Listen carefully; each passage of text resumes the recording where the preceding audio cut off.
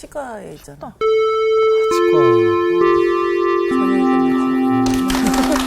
안녕하세요. 안녕하세요.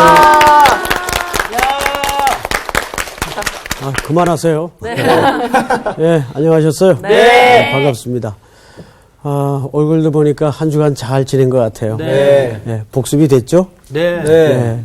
정규가 오늘은 지난주에 너무 은혜를 많이 받아가지고 네. 꼭 하고 싶다고 맞아요. 복습을. 누가? 정규가요. 오, 네. 제가 복습을 한번 하겠습니다. 네. 하세요. 네. 지난주에 우리 송태근 선생님께서 마지막에 그 말씀을 하셨던 게 저 인상이 굉장히 깊었어요. 네. 다른 거 다 잊어먹어도 하나님 믿으시다. 이것만 기억해라. 설마 그것만 기억한 건 아니죠? 예, 이것만 기억했습니다. 예. 다 잊어버려요. 네. 다 잊어먹고. 얼마 선생님 말씀에 순종하는 학생이에요. 다 잊어먹고 정말 믿으시다. 실전했네요. 미쁘시다 무슨 뜻이라는 믿음직스럽다. 그렇죠. 그거면 됐죠, 뭐. 네, 단순하다. 이거. 그래도 조금 아쉬우니까 예. 우리 반장이 마무리합시다. 역시 너 상훈이. 왜 그러니? 네가 좀 해주면 안 되니? 저 지금 정말 가르쳐 주신 대로 말씀했어요. 참. 자, 제 머릿속에 정리 좀 하고요. 자, 1장 10절부터 네. 히브리서 1장 10절, 18절까지 네? 그리고 히브리서를 두 개로 나누면 예. 전체를 두 개로 나누면 1장부터 10장 18절까지 예. 하나로 나눠지고요. 근데 19절부터 끝날 때까지 두 개로 나눠집니다. 네. 그 전반부는 무엇이냐? 교리에 대해서 공부를 했다면 후반부는 실천과 적용으로 들어갑니다. 대단하다. 그래서 19절에 보면 그러므로부터 시작합니다. 그러므로 뭐냐? 이 앞에 것과 뒤를 연결시키는 접속사 같은 그런 연결을 네. 그런 역할을 하는 통접속사가 거예요. 아니죠. 그렇죠. 네. 보통이 아닙니다. 그래서 실천적인 적용을 네. 실천적인 적용을 한 세 가지 정도 얘기를 하셨어요. 네. 우리가 온전한 마음으로, 온전한 믿음을 하나님께 가야 됩니다. 왜? 예수님의 피로 우리가 죄값을 사했기 때문에. 그러니까 예수님 피가 굉장히 중요한 거예요. 그리고 두 번째, 자, 믿는 도리. 23절에 보면 믿는 도리에 대해서 네. 공부했습니다. 믿는 도리가 무엇이냐? 바로 우리의 신앙의 고백인 것이죠. 네. 신앙의 고백이 무엇이냐? 바로 우리의 출발점이 바로 신앙의 고백에서 시작이 되는 겁니다. 그래서 믿는 도리를 붙잡아라고 하죠. 그렇죠. 굳게 맞아요. 붙잡아야 되는 겁니다. 굳게 잡으라. 굳게. 그렇죠. 그리고 세 번째가 바로 우리 정규가 얘기한 믿부신, 네. 믿음적스러운 하나님. 네. 그걸 공부를 했지요. 야, 하나님을 바라보라, 이거. 하나님께 나아가자. 나아가자. 네. 그렇죠. 야, 굉장히 많이 썼는데요. 짧게 했습니다. 자, 예. 수고하셨어요. 야, 상훈 형 진짜 대단하다. 복습은 반장이야. 엄지척. 오늘 계속 이제 진도를 나가는데 네. 히브리서 10장 26절서부터 네. 31절까지 오늘 수업 히브리서 24강 구경거리. 우리가 진리를 아는 지식을 받은 후 짐짓 죄를 범한즉 다시 속죄하는 제사가 없고 오직 무서운 마음으로 심판을 기다리는 것과 대적하는 자를 태울 맹렬한 불만 있으리라. 모세의 법을 폐한 자도 두세 증인으로 말미암아 불쌍히 여김을 받지 못하고 죽었거든. 하물며 하나님의 아들을 짓밟고 자기를 거룩하게 한 언약의 피를 부정한 것으로 여기고 은혜의 성령을 욕되게 하는 자가 당연히 받을 형벌은 얼마나 더 무겁겠느냐. 너희는 생각하라. 원수 갚는 것이 내게 있으니 내가 갚으리라 하시고 또다시 주께서 그의 백성을 심판하리라 말씀하신 것을 우리가 아노니. 살아계신 하나님의 손에 빠져 들어가는 것이 무서울진저. 예, 여기까지만 끊고 갑시다. 시간이 되면 나머지 부분까지 오늘 진도가 나갈 겁니다. 네. 자, 우선 26절을 다시 보세요. 네. 우리가 진리를 아는 지식을 받은 후, 그 다음에 무슨 단어가 나오죠? 짐짓. 자, 이 짐짓이라는 말이 무슨 뜻일 것 같아요? 이 성경에 고어가 좀 많이 나오죠. 진짜 왜 이렇게 어렵죠? 저도 모르겠는데 그냥 앞뒤 문맥으로 보면은 지식을 받은 후에 또 죄를 지으면은 다시 속죄하는 제사가 없다고 돼 있잖아요. 네. 그 사이에 짐짓이 들어있다. 이거 무슨 뜻일까? 진짜 알았어. 알게 모르게. 알고 지은 죄! 아니지, 속죄하는 제사가 없다는 자, 거는 이제 그만. 아는 거지, 아는 거. 짐지. 짐짓이라는 것은 예. 제일 이해하기 쉬운 개념은 고의적으로. 네? 고의적으로. 그래, 짐짓이 맞아. 알고 지은 죄. 고의적으로. 자, 그러면 그런 뜻이. 고의적으로라는 말로 대신해서 다시 한번 읽어볼게요. 네. 우리가 진리를 아는 지식을 받은 후 고의적으로 죄를 범한즉 다시 속죄하는 제사가 없고 이해가 되죠? 네. 뭘 뜻하는지. 네. 자, 그럼 문제는 어디를 해결해야 되냐면 진리를 아는 지식을 받은 후 네. 이게 뭔 말인가? 진리를 아는 지식. 진리를 아는 자. 지식.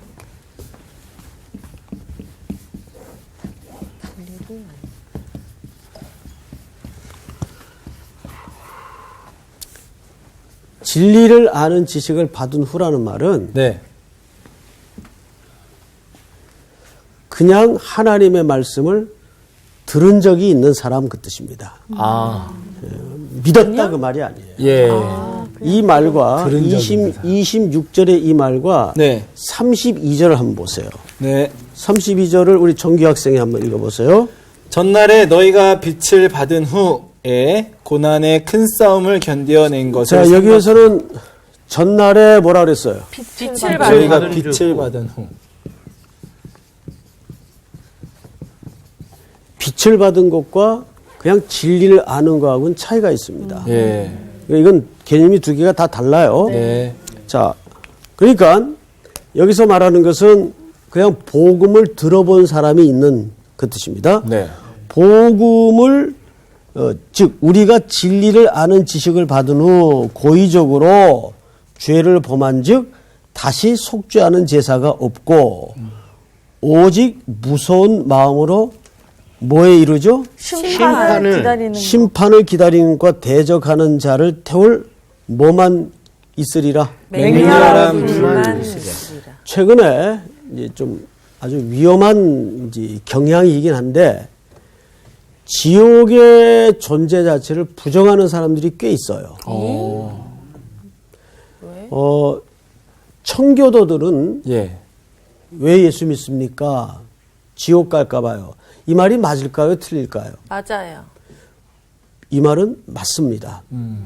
그런데 오늘 이 지옥이라는 존재에 대해서 부정하면서 네. 그걸 어떻게 해석을 하냐면 이것은 하나님이 우리를 선한 길로 인도하기 위한 수사적 표현일 뿐이다. 예. 그럼 모두가 다 천국 간다는 거예요? 그건 잘 모르겠어요. 어쨌든 뭘 부정하냐면 네. 지옥의 존재를 부정해요. 이거 굉장히 위험한 예. 생각인데 놀랍게도 일부 복음주의자라고 칭하는 분들 가운데도 이런 주장을 하는 사람들이 학자들이 있습니다.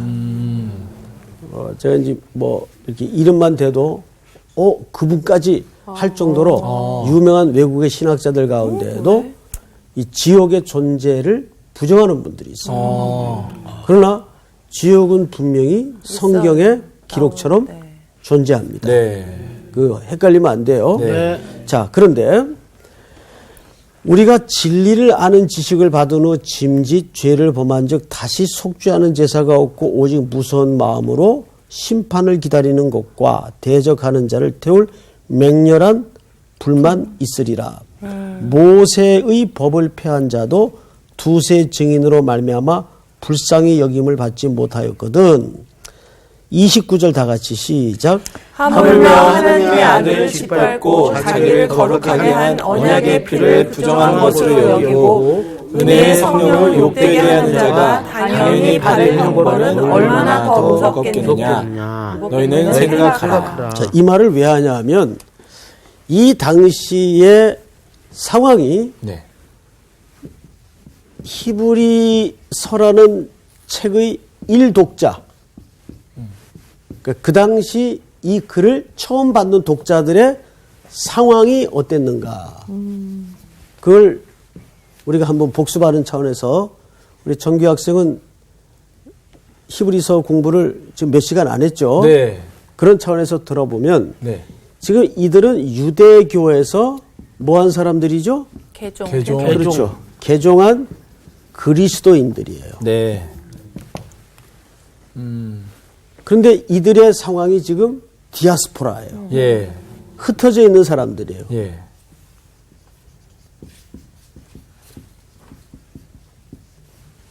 두 번째, 이분들이 로마 제국 밑에서 유무용적으로 핍박 속에 있었어요. 어려웠겠죠? 네. 영적으로도 어렵고 물리적으로도 어렵고. 더 견딜 수 없는 것은 두 가지가 있었어요. 신학적인 문제인데 네. 하나는 본토 유대인들이 회유 정책을 폈습니다. 네. 너희가 지금 신앙하고 있는 그 예수는 잘못된 것이다. 네. 돌아와라. 다시 유대교로 복귀할 것을 강력하게 요청했어요. 아.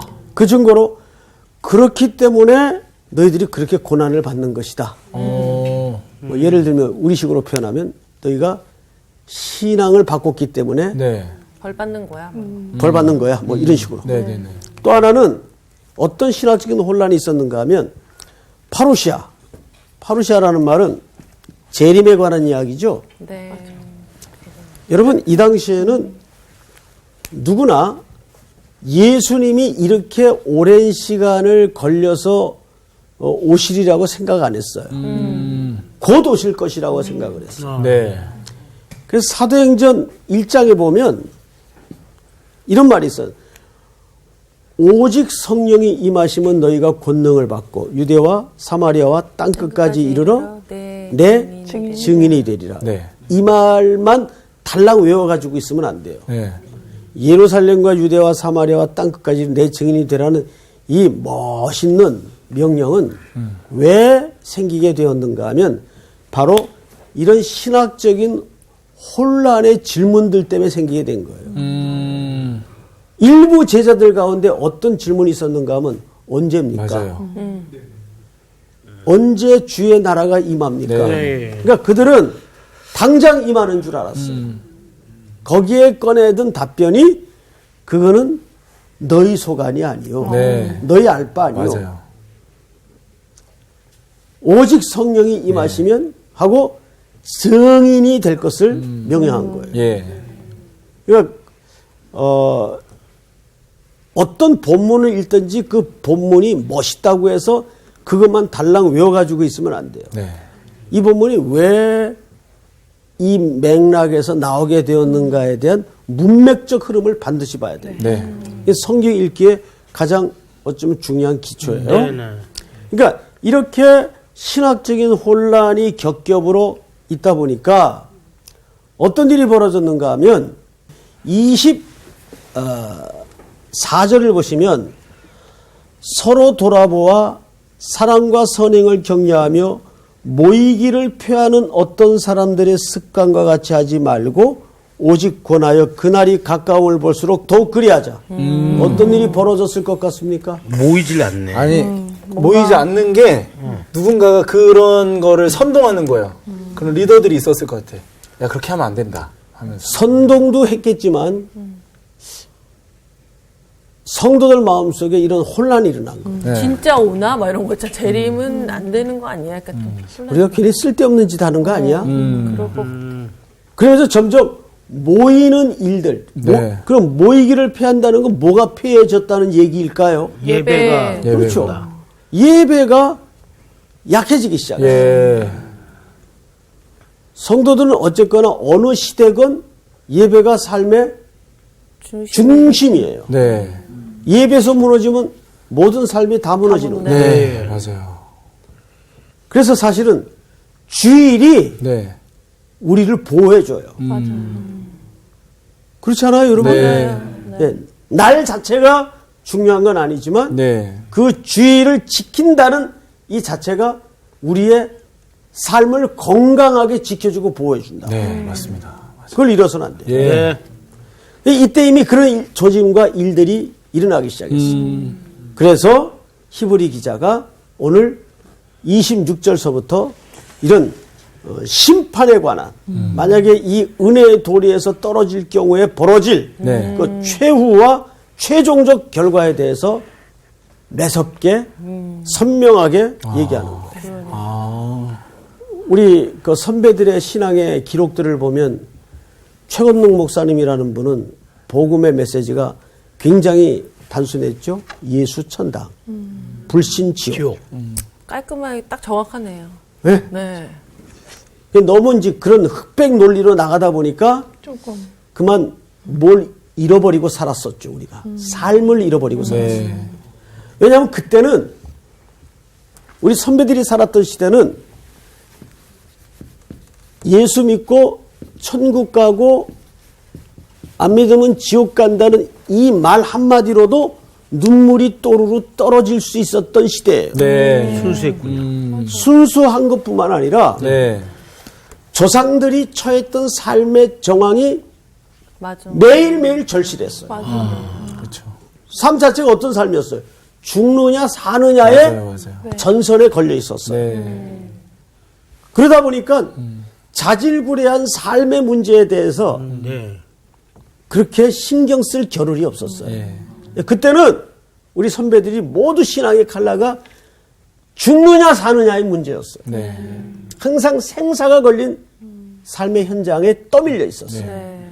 일제 시대가 그랬고 6.25. 6.25라는 시대가 그랬고 그러다 보니까 이 메시지가 맞았어요. 이때는. 그러다 보니까 천국을 가기까지 이 삶의 문제를 오랜 시간 놓쳐버리고 살았습니다. 근데 요즘은 또 너무 여기에만 몰두하다 보니까 네. 복음의 궁극적인 목적지에 대해서 시선을 떨구고 말았습니다. 그렇죠. 오히려 맞아요. 그때 그 시절의 메시지가 사실 목마르고 그리운 시기가 되고 말았어요. 네. 이걸 잘 분별해야 돼요. 네. 맞아. 6.25 시대가 지나고 이 땅에 평화의 시대가 오면서 사람들의 모든 관심은 먹고 사는 문제였어요. 그래서 모든 나라의 구호가 잘 살아보자였어요. 네. 예, 맞아요. 예. 잘 살아보자. 네. 그런 노래도 있었어요. 네. 잘 살아보세요. 뭐 옛날 사람. 왜 숨겨요? 나 몰라요. 난 지금 부정되어 전혀모르겠는데. 들었어요. 그러다 보니까 한국교회 모든 메시지도 예. 거기에 편승과 시녀 노릇을 하고 말았습니다. 그렇죠. 네, 십자가의 선명성을 점점 약화시키거나 잃어버리고 말았죠. 심지어는 신학자들 가운데도 지옥이 없다는 사람들이 있어요. 굉장히 위험하죠. 자, 그런데 지옥은 있습니다. 네. 그럼요. 예수 안 믿으면 갑니다. 지옥. 갑니다. 갑니다. 네. 그곳에. 자, 그런데 이제 오늘은 이제 그게 주제는 아니고 성경을 조금 더 보십시다. 네.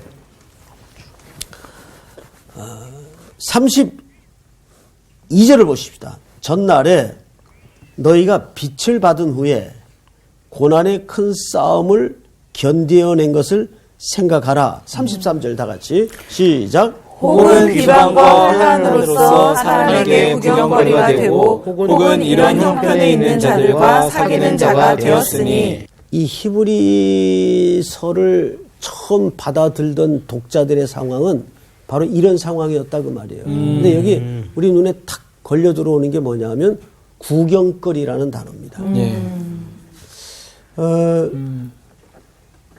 반장, 네. 구경거리라는 게 뭐죠? 이게 약간 좀 안 좋은 뜻 같습니다. 약간 좀 구경거리라는 게 뭐 네. 예를 들어서 뭐 여기선 풍선 팔고 뭐 여기선 뭐 하고 여기선 공연하고 이런 구경거리가 아니라 그때 당시에 어떤 뭐 좀 조롱하고 놀림거리인가 그겠지. 뭐 그때 시대 그 배경이 아까 그랬으니까 좀 그러지 않았을까 예수 믿는 사람들은 그렇게 가끔 보지 이제 미국 가가지고 차를 몰고 후회를 달리다 보면 차가 막혀요, 갑자기. 네. 막힐 시간이 아닌데. 그 미국은 한 4시부터 트래픽이 시작돼요. 그렇죠. 차가 딱 막히면 틀림없이 이쪽에서 사고가 난 게 아니라 건너편에서 사고가 난 거예요. 구경한다. 아니나 다를까 차가 스물스물 가다가 이제 옆을 보면 전부 옆에 그 사고 난 거 구경하느라고 네. 차가 안 가는 거예요, 이쪽이. 저희 나라도 그러지 않나요? 우리나라도 그래요? 우리나라도 예. 자, 그런데 문제는 뭐냐면 사고 난 현장은 처참하고 끔찍해. 그렇죠. 피가 낭자하고 차가 맞아요. 부서져 있고 예. 근데 구경하는 쪽 입장에서는 어떨까요? 그냥 나랑은 상관없는 일. 나랑 상관없어요. 어머, 크게 났다, 뭐. 그러니까 구경거리의 정의는 뭐냐면 딱 하나야. 나와. 볼만하다. 볼만하다. 한국 사람들 구경거리 좋아하죠. 네. 싸움 구경하고 불구경. 네. 되게 좋아한다 그래요. 맞아요. 볼만하다. 그러니까 구경거리라는 말의 정의는 뭐냐면 거기 무슨 의미가 있느냐, 무슨 가치가 있느냐 상관이 없어. 네. 딱 하나. 야, 볼만하다. 네. 이거 외에는 아무 정의가 없어. 네. 세상 사람들은 우리를 그렇게 볼 수 있다는 거예요. 여러분 혹시 그 아주 오래된 영화인데 바라키라는 영화 알아요? 마라키? 바라키. 전 잘 모르겠어요. 저도 잘. 예, 이게 나는 바라스일래 바라바라 이거 저거를 난 왜 바람과 함께 사라지다가 바라키? 바라키 처음 들어본다. 바야바. 조셉. 조셉 바라키라는 그 마피아 두목 이름이에요. 그런데 이게 실화입니다, 실화. 네. 여러분 마피아 조직의 두목이 되려면 세 가지 그 조건이 있어요. 그 첫째가 네. 시실리 사람이어야 돼요. 시실리. 그리고 이탈리아인이어야 하고 예. 시실리 출신이어야 하고 예. 또 하나 마지막 제일 어려운 게 뭐냐면 보수의 명령에 의해서 사람을 죽여야 돼. 죽인 경험이 있어요. 아유 못하겠네. 그러니까 아무나 하는 자리가 아니죠. 대단하네, 그런데 그러니까. 시실리 출신이 되면 네. 소위 세상 말로 성골이라고 한대요. 성골. 선골 그게 뭐예요? 정통. 네. 혈통이다 그 말이죠. 예. 쉽게 얘기하면. 예. 그런데 이 조셉 바라키라는 사람이 붙잡혔어요. 네.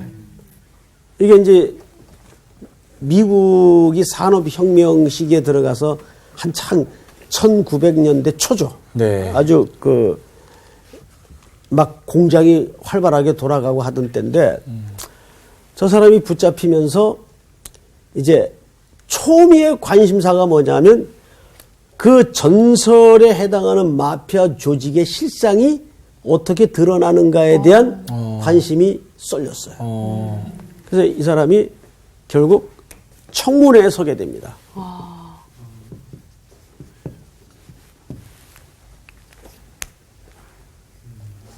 매스컴이 확 뒤집혔겠죠. 네. 그리고 이제 청문회에 나왔어요. 네. 그래서 저 사람은 목숨을 걸고 청문회를 하는 겁니다. 진짜 그렇겠네요. 참여하는 마음으로. 네. 그 자기 사실 목숨 건 자리죠. 네. 오, 예.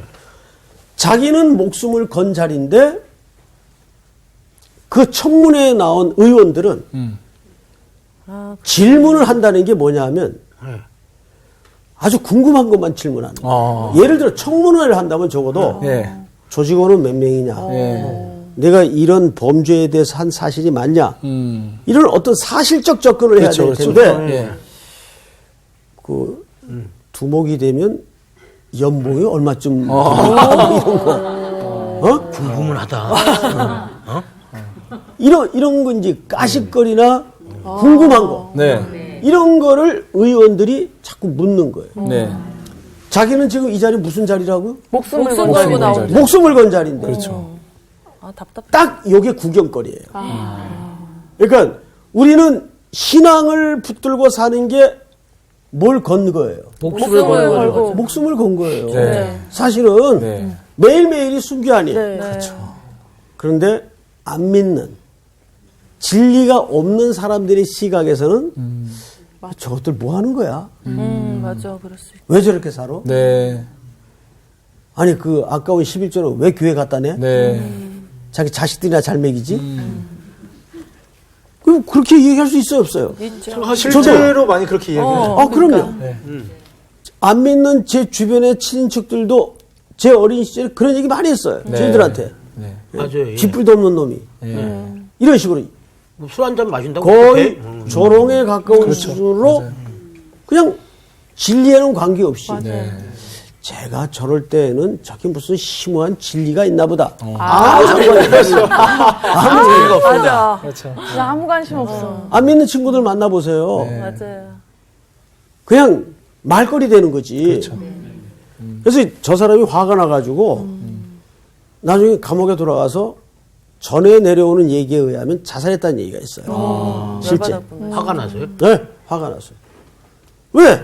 자기는 이 지난 범죄의 삶을 씻는 차원에서 목숨을 걸고 청문회 하겠다고 나와서 앉았는데 의원들이 묻는 질문의 수준은 연봉은 얼마씩 봐도 그치, 그게 사사로운 개인적인. 그렇지.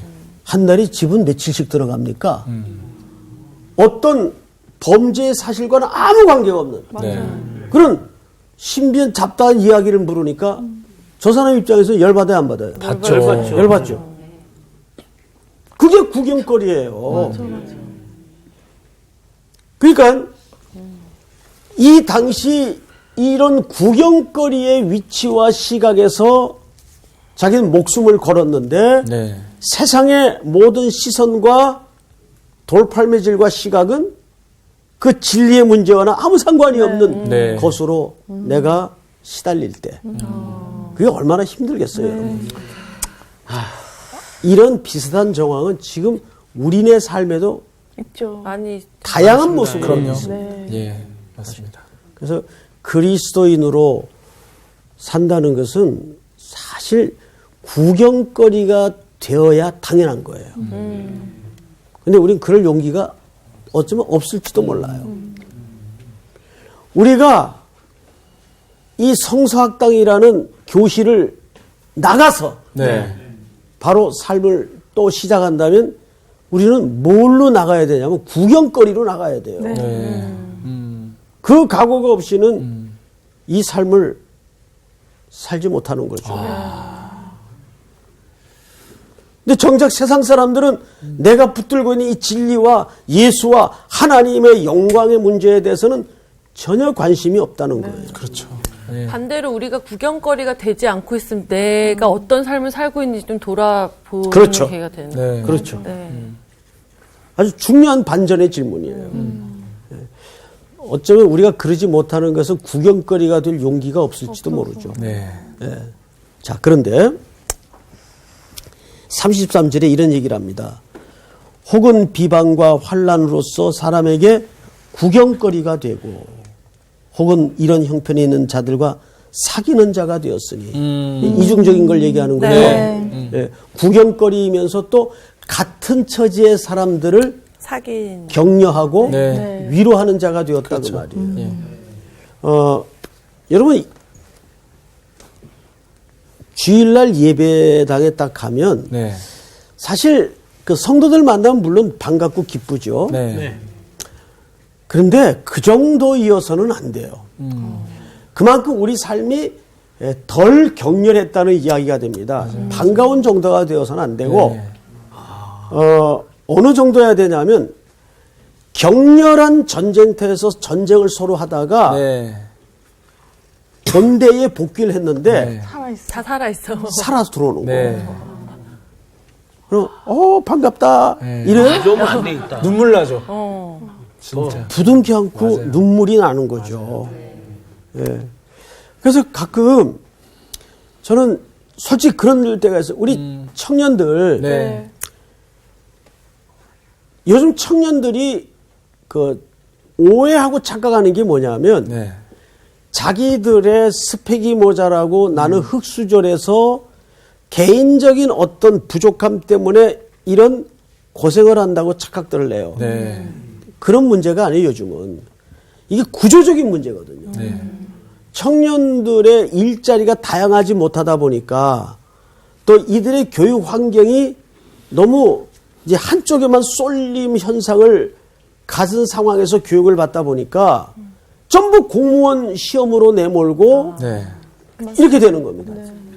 그러니까 청년들이 정말 할 게 없어요. 네. 이 메커니즘과 구조 자체가. 네. 근데 그런 청년들이 그 속에서도 7, 80만 원 알바비 받아가지고 그것도 또 떼먹는 애들도 많고 떼이는 애들도 많고 그러다가 피폐한 채로 주일날 와서 앉아 있는 거 보면 그래도 하나님 앞에 또 은혜를 구하겠다고 예배자로 와서 앉아 있어요. 성인 아이들이. 네. 그러면 목사로서 아비 같은 마음으로 눈물이 나는 거예요. 네. 걔들 보면 예배 시간에 앉아 있는 아이들 보면 눈물이 나는 게 당연한 거죠. 네. 그러니까 마치 우리가 주일날 성도들을 보면 살아남은 전우 만나는 기분이어야 해요. 네. 그러니까 그 과거에 그 무슨 잡지인지 모르겠는데 그 유명한 사진 작가가 주는 그 상이 있어요. 그 최고상을 받은 그 그림이 뭐냐면 표지 그림인데 미국도 얼마나 이 흑백 갈등이 사실은 굉장히 심합니까? 굉장히 심해요, 사실은. 의식 뿌리가. 그렇죠. 2차 세계대전 때 흑인 병사가 부상당한 백인 미군 병사를 이렇게 어깨팔을 해가지고 부둥켜 안고 네. 이렇게 뛰는 모습이 이 표지에 걸렸어요. 그게 무슨 상 이름은 제가 모르겠는데 하여간 사진 작가들이 주는 제일 큰 상, 퓰리처 상인 것 같아요. 맞아요. 그 상을 받은 그 화보가 기억이 나요. 자, 그들은 일상에서는 갈등이 심한 관계일 수밖에 없지만 전쟁터라는 공동의 적 앞에서는 전우가 되는 거죠. 그렇죠. 그러니까 우리도 세상에서 이렇게 참 그 공중권세 잡은 자의 구조 속에서 네. 이 비틀려진 질서 속에서 살다가 싸움 전투를 하다가 네. 주일날 형제끼리 자매끼리 만나는 예배 한 공간에 서로 얼굴과 얼굴을 대할 때 그냥 단순히 반가운 마음이어야만 하겠는가 그 말이에요. 전우를 만나는 기분입니다. 맞아요. 사실 네. 삶을 더 치열하게 살아야겠다. 우리가 다 전우예요. 예. 어떤 의미에서는. 맞습니다. 자, 그런데 오늘 이제 조금 더 나가 보십시다. 34절. 너희가 갇힌 자를 동정하고 너희 소유를 빼앗기는 것도 기쁘게 당하는 것은 더 낫고 영구한 뭐가 있는 줄 알미라? 소유가 있는 줄 알미라. 더 낫고 영구한 소유라는 건 뭐죠? 영원한 구원? 하나님의 상급. 지난주 공부한 내용처럼 피니시 라인까지의 네. 영원한 생명을 얘기하는 거예요. 자, 그런데 그러므로 다 같이 읽겠습니다. 시작. 그러므로 너희 담대함을 버리지 말라. 이것이 큰 상을 얻게 하느니라. 36절 시작. 너희에게 인내가 필요함은 너희가 하나님의 뜻을 행한 후에 약속하신 것을 받기 위함이라. 우리에게 뭐가 필요하답니까? 인내. 인내가 필요하대요.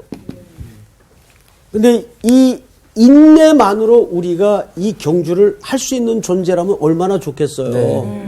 그 지난주 우리가 배운 공부의 메인 초점이 뭐냐면 미쁘신 하나님의 네. 동행 때문에 우리가 저 경주를 완주할 수 있다는 거죠. 자, 그런데 더 놀라운 사실은 37절.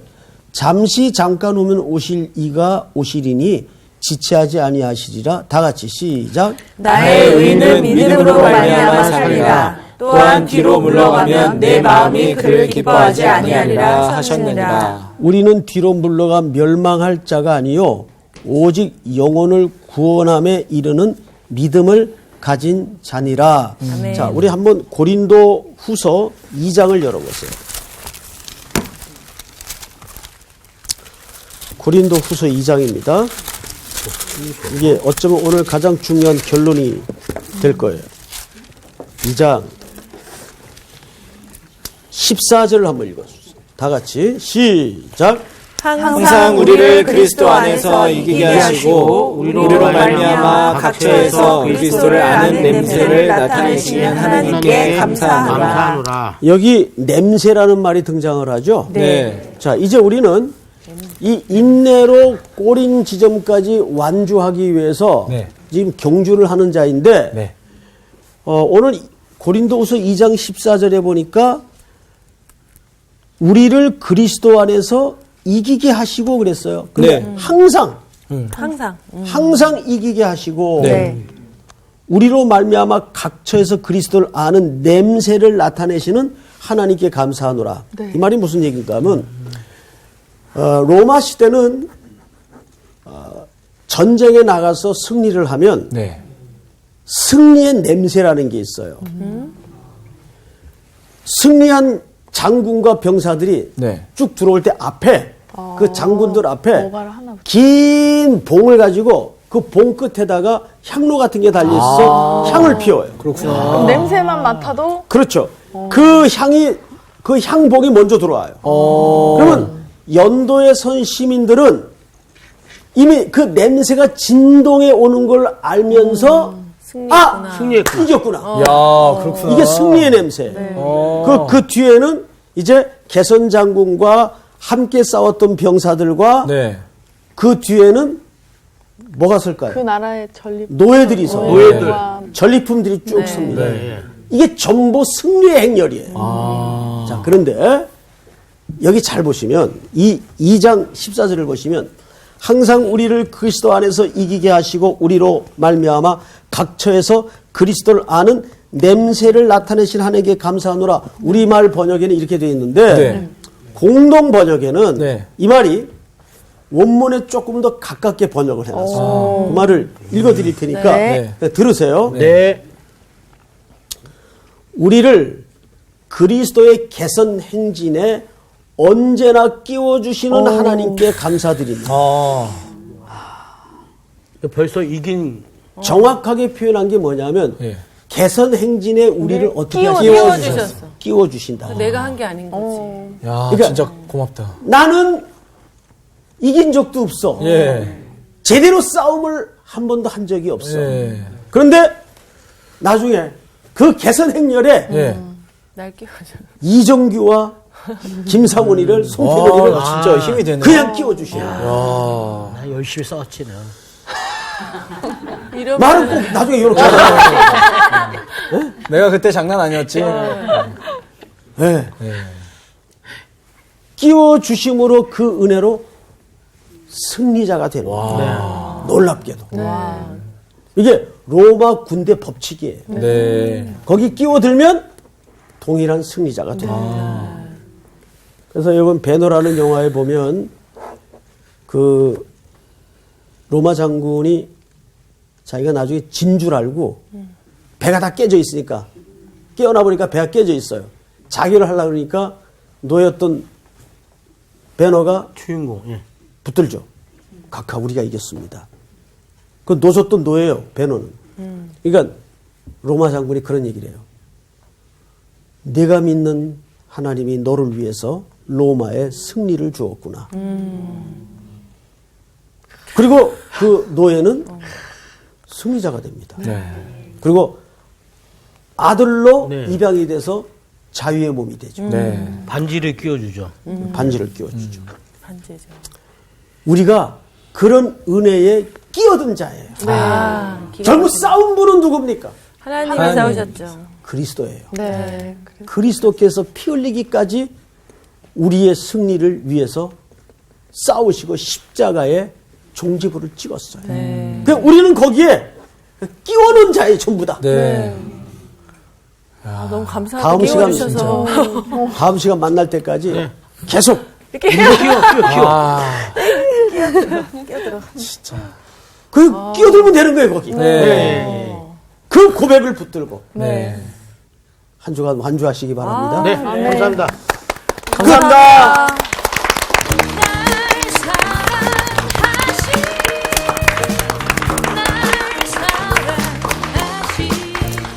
그러니까 우리는 항상 이길 수밖에 없어요. 그분이 이기셨기 때문에. 그러니까.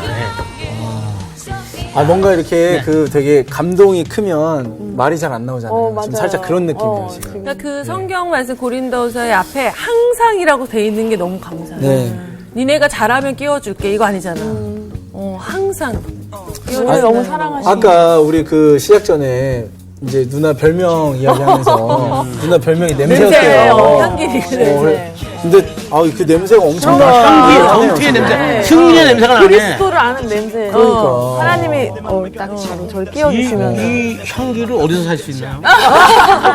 여기에 있습니다. 아, 그래요? 네. 진짜 하나님께서 항상 우리를 그 자리에 그 잔치 자리에 항상 끼워주신다는 거에 그렇기 때문에 우리가 때로는 담대하게 그 구경거리에 너무 이렇게 좀 작아져 있거나 거기에 나서는 거를 두려워하지 말고 그렇지. 담대하게 우리가 구경거리로 나가잖아요. 그러니까 그리고 오히려 우리가 전우예요, 우리가. 같은 전우네. 우리끼리 진짜. 싸울 필요가 없는 거예요. 우리 있잖아 한 주 후에 또 만날 때마다 너무 감격해야 돼. 살아갔어. 맞아요. 그렇지. 그래요. 다음 주에는 진짜 막 감격하면서 그러려면 우리가 한 주간 정말 말씀 붙잡고 치열하게 삶에서 이겨서 돌아옵시다. 그럽시다. 네네. 그러자고요. 갑시다. 네. 예. 가시죠. 화이팅. 아니 근데 항상 진짜 상훈이 형이랑 저는 어딜 가나 구경거리여가지고.